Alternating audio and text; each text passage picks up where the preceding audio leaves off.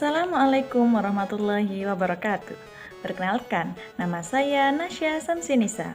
Saya peserta pelatihan teknis administrasi dasar Angkatan 7 tahun 2023. Saya bekerja sebagai guru bahasa Arab di SMA Negeri 1 Gemolong, Kabupaten Sragen.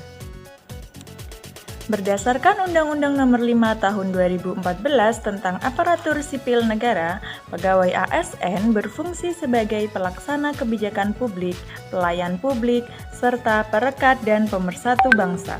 Salah satu kompetensi dasar yang harus dimiliki oleh seorang ASN yaitu di bidang administrasi dasar. Pemerintah Provinsi Jawa Tengah menyelenggarakan pelatihan teknis administrasi dasar bagi seluruh ASN di seluruh SKPD pemerintah Provinsi Jawa Tengah. Saya mengikuti pelatihan teknis administrasi dasar pada angkatan 7 yang dilaksanakan selama 11 hari dari tanggal 5 Juni sampai 19 Juni 2023.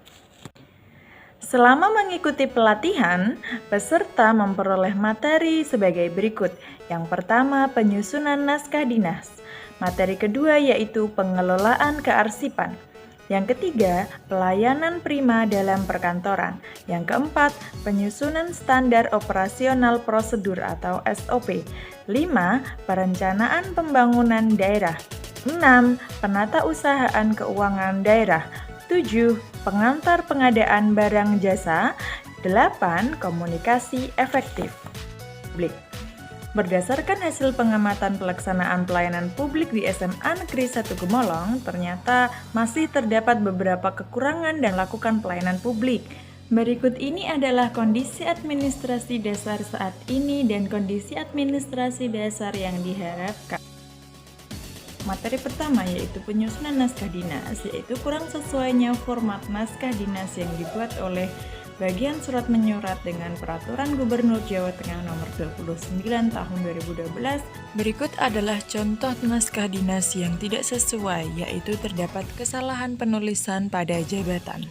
Solusi terhadap masalah yang ada tentang penyusunan naskah dinas tersebut yaitu memberikan informasi atau sosialisasi langsung kepada staf tata usaha yang menangani tentang naskah dinas tentang Peraturan Gubernur Jawa Tengah tahun 2012 nomor 29 tentang tata naskah dinas dan sehatkan pembuat naskah dinas untuk mengeceknya secara berkala.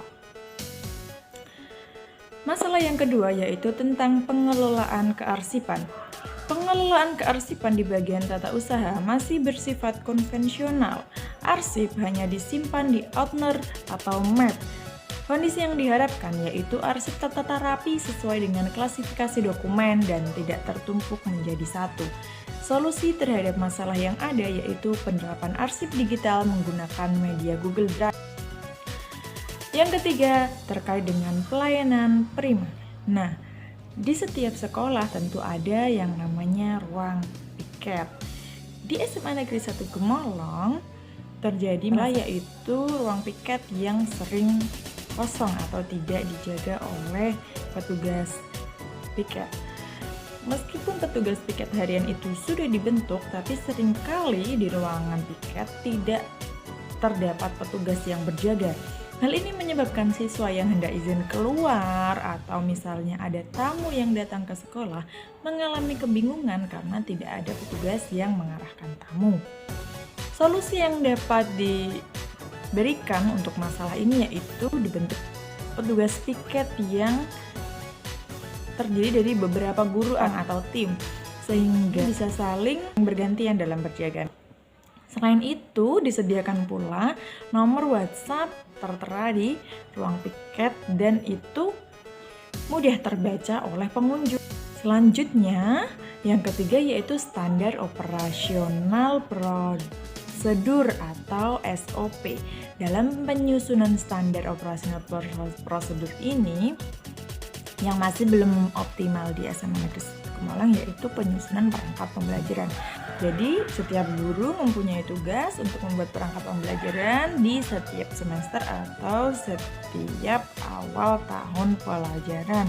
Sehingga para guru itu dapat melaksanakan pembelajaran dengan tertata sesuai dengan rencana dan tidak lagi mengalami kebingungan di tengah-tengah proses pembelajaran.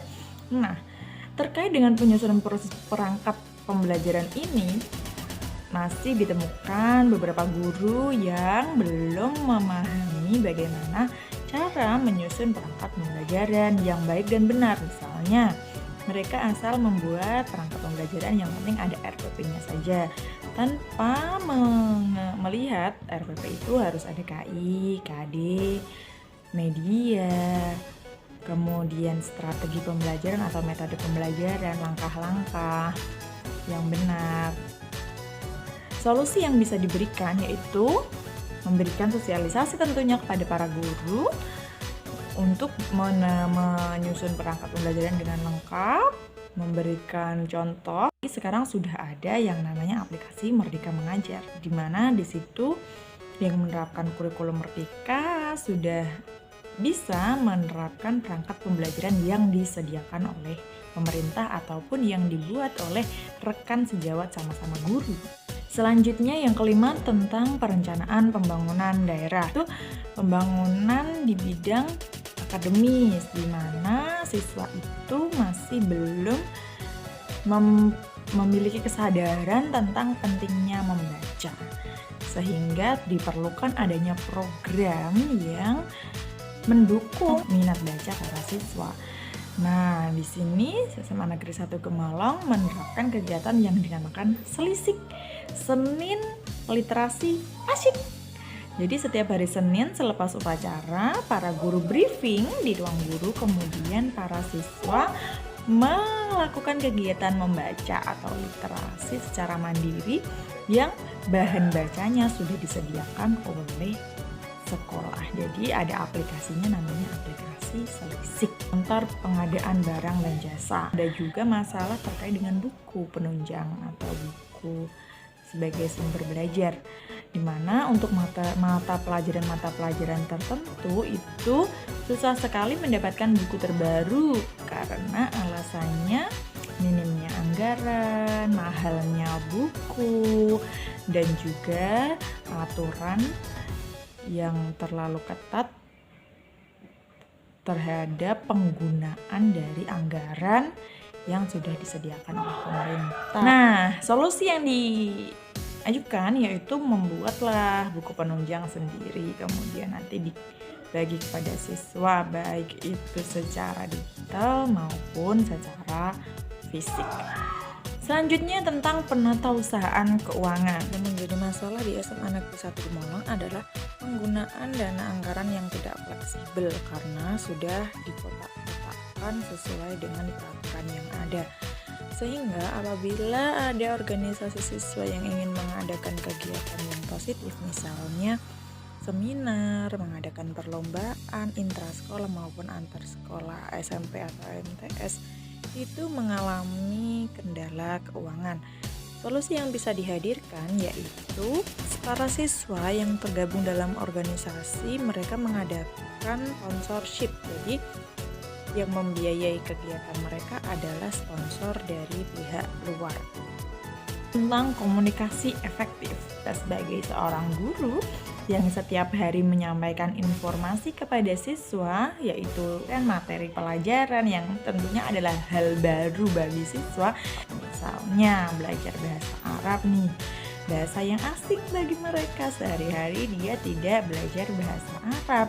Nah, bagaimana guru supaya menjadikan bahasa Arab itu menyenangkan, misalnya dengan lagu-lagu, dengan gambar-gambar yang menarik, dan tentunya menyampaikan juga dengan bahasa mereka. Jadi tidak monoton dengan bahasa Arab, tapi menyampaikan dicampur, diseling dengan bahasa Indonesia ataupun bahasa Jawa, sehingga anak-anak atau peserta didik itu tidak mengalami kebingungan dan kepusingan terhadap bahasa asing. Itu tadi pemaparan sebagai gambaran dari administrasi dasar di SMA Negeri 1 Gemolong. Saya menyadari banyak sekali terdapat kekurangan dan kekeliruan. Saya mohon maaf yang sebesar-besarnya. Terima kasih telah menyimak. Wassalamualaikum warahmatullahi wabarakatuh.